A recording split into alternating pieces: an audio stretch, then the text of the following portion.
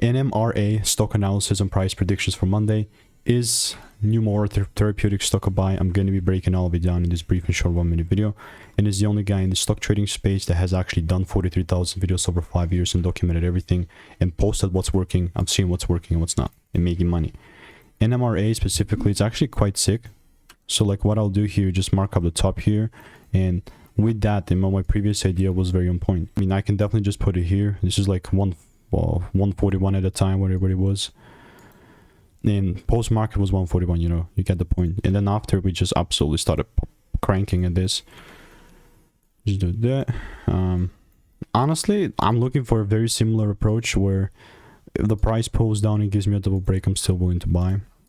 And I quite like this demand zone here. So today, maybe if there is a double break confirmation or the next 1-2 days, then and only then this is going to make me buy. But like randomly buying will not be happening. So if you want to get my money making emails and insights, click the first link in the description. See you in the next one.